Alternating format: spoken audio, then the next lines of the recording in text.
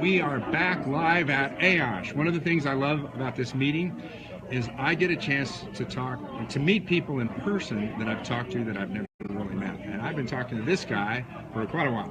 A couple of years. I've been talking to Cody Clark at CariFree. He's been very helpful in offices. You know, he's one of the first people I'll call. We get a new office interested in some kind of advanced prevention. So you got to get into the CariFree world, and he's the guy that's kind of the gateway to that. So in my book, I'm Free. I talk a lot about their products. I'm not endorsed by CariFree. I like your products. I've just kind of landed on them by default. And so what I'm going to have you do is talk a little bit. I think most people are familiar with Dr. Kim Cooch, who's kind of the driver and the developer of the CariFree world. And also there's some connection with PDA, Chris Moriarty. Yeah, Chris Moriarty, who used to work for CariFree a number of years ago. 3 or 4 years ago. So. Yeah, very good. So Jenny Bowman as well. Great. So talk a little bit about, for people, one of the things about the Pathogen Lounge is I'm trying to bring resources to people that may be a novice to this whole concept of it, and bring resources into a Facebook group and introduce the people that are in this world. So talk about CariFree just a little bit. Well, we're focused on caries, right? It's a risk assessment program, but we have in a way to identify a patient's risk. Then we have different rinses and gels that we use to treat their risk. We have a CTX4 treatment rinse that uses sodium hypochlorite. Right. The 5 main pillars of ingredients that we're using. Our pH ultimately is the most important one. In the treatment rinse, we're using sodium hypochlorite to oxidize, kill the bacteria. It's got a very high pH, so it's pH 11. So we're trying to elevate the pH and allow the biofilms that starts to repopulate to regrow and kind of be subject to this healthy environment. In the gels, we have hydroxyapatite, which is the innate material that teeth are made of. So we're trying to elevate the pH again, and then provide the actual mineral the tooth is made of, and start that process. And then we have xylitol and fluoride in all the products too. Right. So it's this dichotomy between the products that we're recommending, but we're also having conversations with patients and identifying what their goals are in terms of what their risk is, and then giving them a pathway to go down to actually.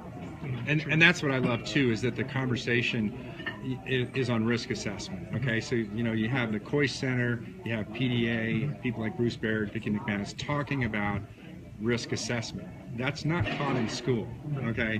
And so it's a different style of approaching diagnosis. To me, it's such a common sense thing. I learned it many, many years ago from Dr. Paul Kais. And so you evaluate the patient's biological risk first, okay? And the one product in particular, I think that maybe how I kind of landed on you is I like the CariFree treatment rinse a lot. I've always liked sodium hypochlorite in particular because it's really good. It's effective. Yeah, it's very, very effective, and it works. And so to use it for patients with periodontal is kind of off-label for that. I mean, it's kind of for caries. Yeah. The other thing too is you folks have an assessment sheet, kind of a simplified camera sheet, and it if I'm not mistaken, have you kind of condensed it a little bit and simplified it? Yep, it's one page. I mean, the important or the hard thing to go through this process in operatory is time. Right. There isn't a lot of time. Right. And you could complicate the caries diagnosis as much as we want. And so having it in one page, having it being filled out where patients are actually self-reporting their risk factors is helpful. Right. And they do that in reception before they even get back to the operatory. Yeah. So we've kind of tried to take that out of it, but really, one of the main things is allowing patients to be a participant in their own risk assessment. Right? They're identifying their own things that are going on, and it helps with, in the end, when the recommendation for what type of therapy they're going to go home with, it helps them buy into that and actually complete the treatment, as opposed to just being told, we want you to do this, we want you to do this, and do this. And you go home with this, bag of products, and you don't have the buy-in. Yeah, it goes back to Bob Barkley and the concept of co-diagnosis and, you know, involving the patient in the whole process. And I love what you say about simplifying, especially the caries risk assessment.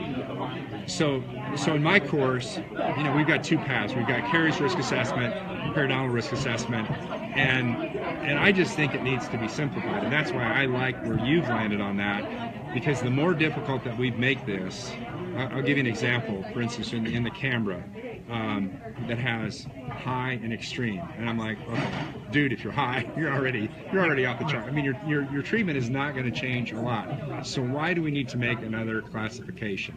And we've even in our course, because we've just recently tied down our final protocol on our risk classifications, and even taken perio. When you get up to, you know, moderate to advanced, you know, you're still probably biologically in the same ballpark. Okay, so let's make this very, very straightforward. It's, you know, it's low, medium, high, and if it's low, you do this. It's medium, you do this. It's high, you do this.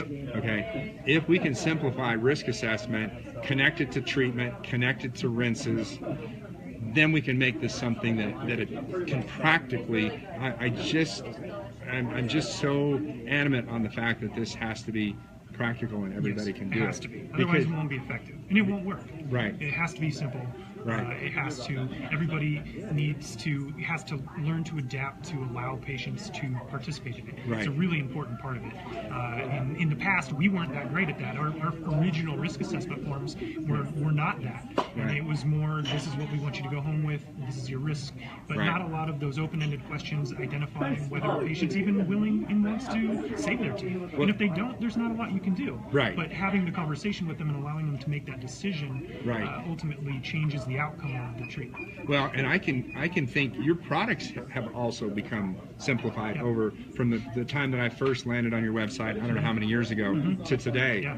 It's much clearer, because even when I can remember the first time, I was like, There's a lot of information. There was a lot of information, and once your eyes get kind of big and people kind of stall out, you've got a problem, you know, with consumers. So that has been greatly simplified, and I'm so happy for your contribution and your company's contribution to this whole conversation, because we all want the same thing. I mean, we're here for a reason today. Everybody kind of getting together and networking and sharing information, and I'm just very appreciative of everything that you do, and pass along my best to Cam. Yeah, I will. Very Thank good. you very much. Thank Dr. you. Larkin. All right.